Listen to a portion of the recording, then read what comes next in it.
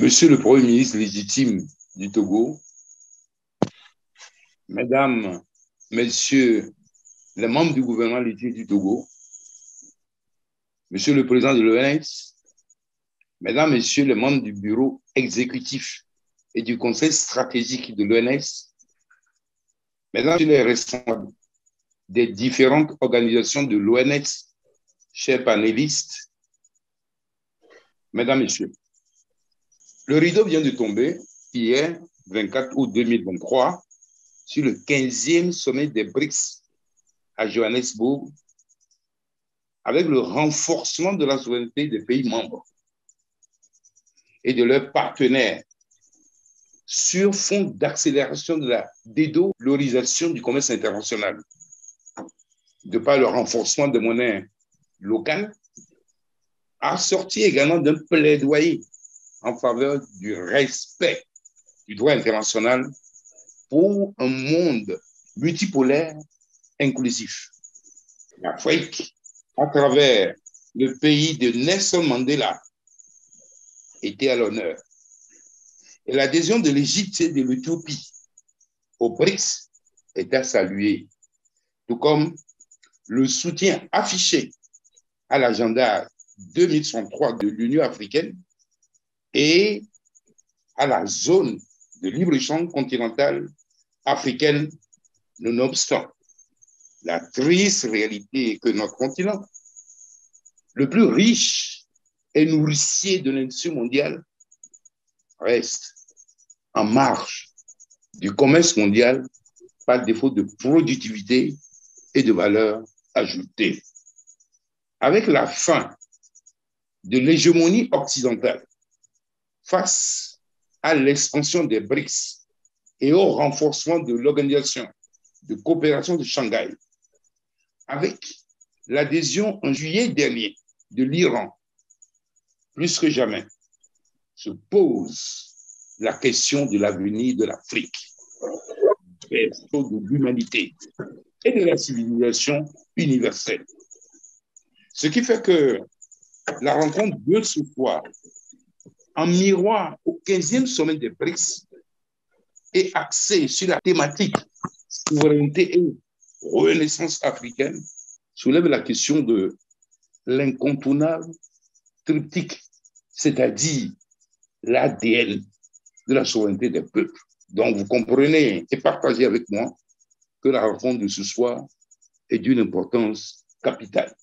À l'heure où le Niger est devenu l'épicentre de l'Afrique de l'Ouest, en ébullition sur le plan géopolitique et géoéconomique, et que le Gabon est à la veille de son heure de vérité avec les élections générales du 26 août 2023, avec la constitution d'un front unique et souverainiste de l'opposition autour du professeur Albert Ondosa, le Forum souverainiste de la Renaissance africaine est indéniablement une invite à la réflexion stratégique pour que jaillisse le génie africain au service de la plénitude illimitée quotidienne des peuples d'Afrique et de ses diasporas, conscients du fait que par notre pensée, nous créons la réalité, nos mots la condensent et que nos actions créent finalement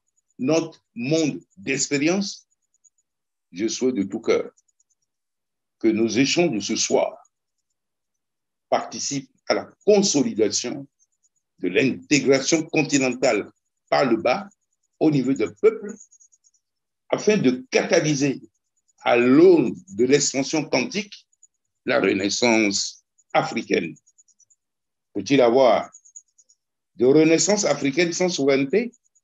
Comment y parvenir et par quel levier? Nul doute que la réponse à ce questionnement passe par le décryptage de l'incontournable critique que soulève la thématique de notre forum. En attendant les pertinentes communications qui vont suivre, il me semble opportun de relever les enjeux ou dynamiques qui recouvrent l'incontournable triptyque. 1. La dynamique politico-structurelle, enjeu primordial à cerner pour que renaisse en toute souveraineté l'Afrique. 2.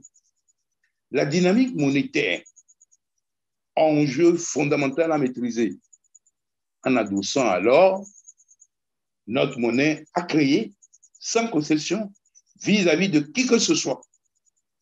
Tertio, la dynamique technologique et innovante qui soulève la question du développement intégral de l'Afrique dans tous les domaines de la vie, assortie de l'exploration et également de la coopération interplanétaire.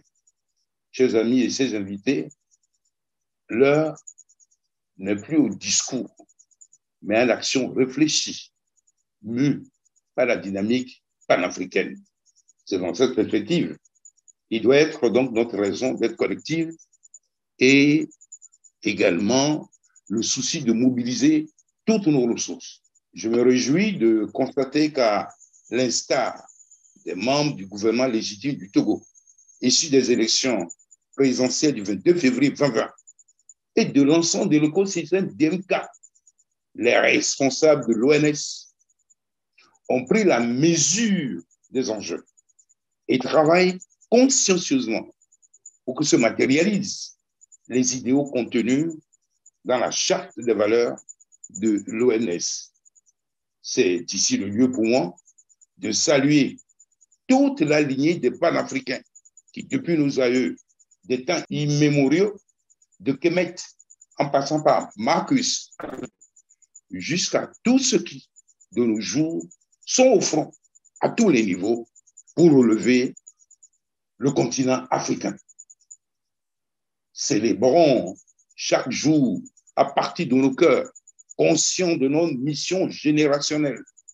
Dans le contexte mondial actuel, de changements irréversibles et épiques sur le plan géopolitique et géoéconomique, en étant centrés en harmonie avec nous-mêmes, nos peuples, notre mère continent, l'Afrique, l'humanité tout entière et la création tout entière.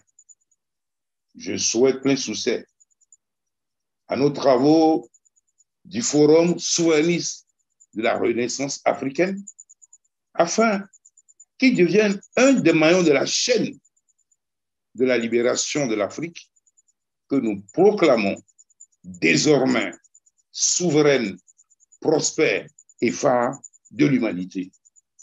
Je nous invite donc, cœur à cœur, main dans la main, à agir avec éthique et amour, mu par un souci d'équilibre et de justice dans l'intérêt supérieur du continent.